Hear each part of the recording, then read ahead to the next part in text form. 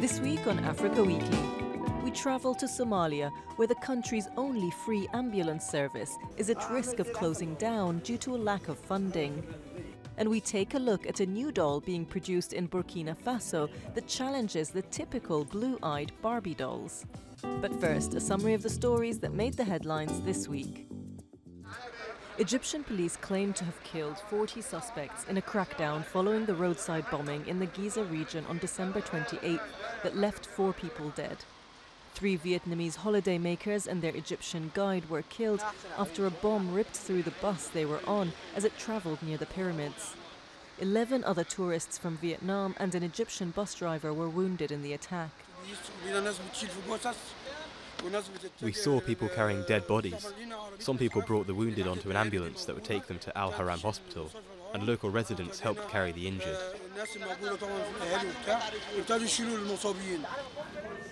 According to the Interior Ministry, 30 alleged terrorists were killed in separate raids on Saturday morning in the Giza Governorate, while 10 others were killed in the rest of North Sinai, without directly linking them to the attack. Friday's bombing is the first attack to target tourists in Egypt since 2017. Although jihadists linked to the Islamic State group have claimed responsibility for previous attacks, there was no immediate claim of responsibility for the bombing.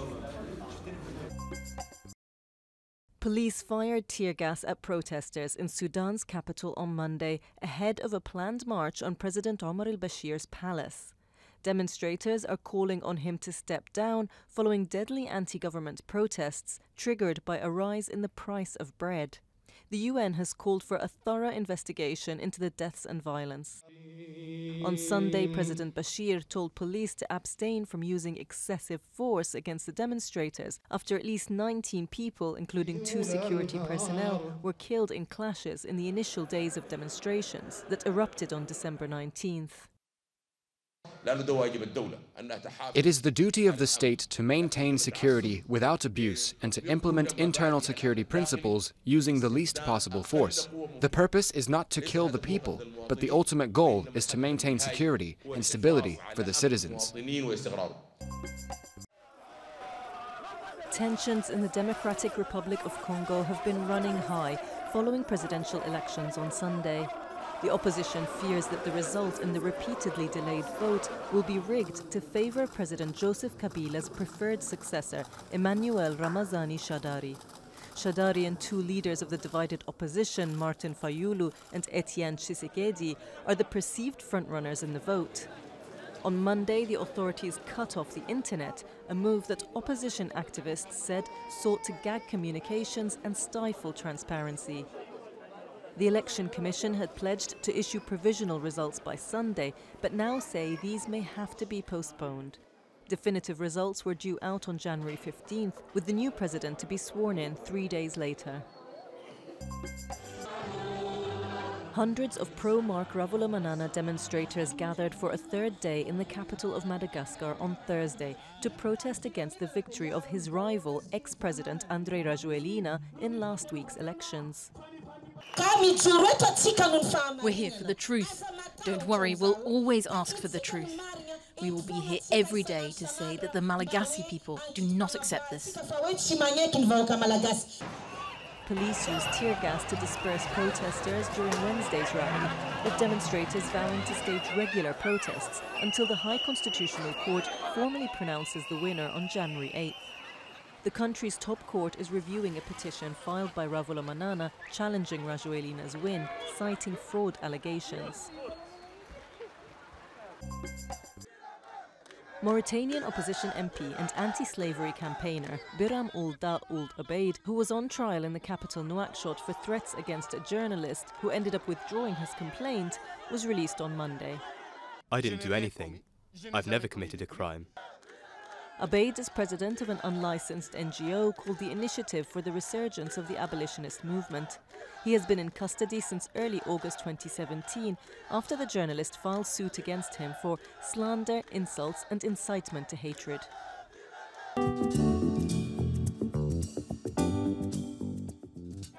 October the 14th, 2017, the deadliest bombing in Somalia's history. More than 500 people are killed. Among the first on the scene, as usual, are members of the Amin ambulance, the country's only free ambulance service. Today, its existence is under threat. It's true. Our free ambulance service is likely to stop because of financial constraints. People rely on this service, directly and indirectly. When there is an attack, we go there to save the wounded. A trained dentist, Abdul Qadir created this service more than 10 years ago to make up for the lack of free ambulances in Somalia's capital, Mogadishu. He invested over $4,000 of his own money to turn an old minibus into an ambulance. Today, Amin has 16 vehicles and employs 36 medics, but lack of funds means the service is at risk. The number of beneficiaries of this service has increased significantly, and so the costs have risen too. We do not generate any income with this service. This situation cannot last. The survival of this service depends on the help of the people, the government, and donors. Funding so far has come from the Somali diaspora, businessmen, and even Adan's medical students. Faisal is one of those who wouldn't be alive today without Amin Ambulance after it treated him following a terrorist attack in Mogadishu. If Amin closes, many Somalis will die. Amin Ambulance does so much more to save lives, and it's a service available everywhere in the city, no matter where the incident takes place. Only affluent Somalis can afford to hire the city's many private ambulances. For the less fortunate, Amin is the only option that fills the void left by the country's dysfunctional state, at least for the time being.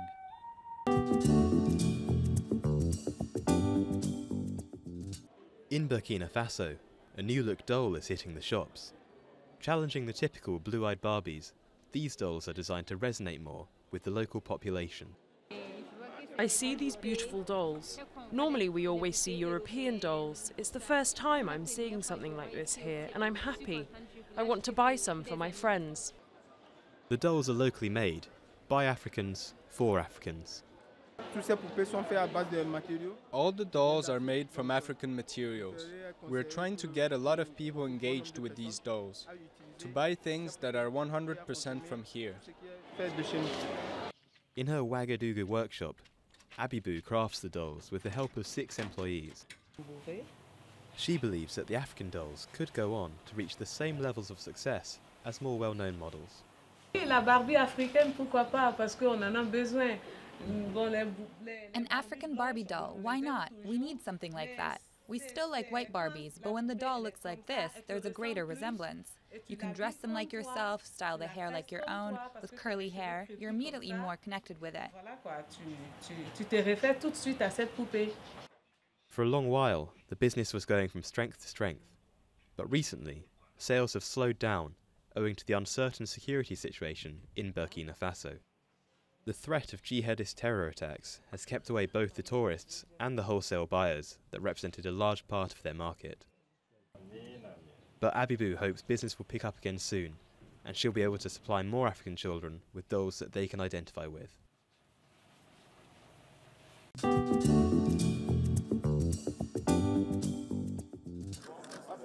A court ruled on Monday that France will transfer Patrice-Edouard Nguesson, a member of Africa's top footballing body, to the International Criminal Court in The Hague, where he faces war crimes charges.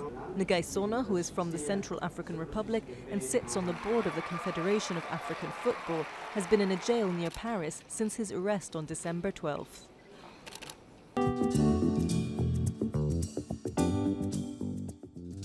Over 50 minstrel troops and thousands of spectators took to the streets of Cape Town on Wednesday to celebrate the annual 2nd of January street parade. The parade is an age-old tradition in Cape Town and dates back to the era of slavery, when slaves were allowed to celebrate New Year's Day on the 2nd of January. Spectators camp in the street for up to 5 days for the best viewing spot. That's all from us at Africa Weekly. Until next week.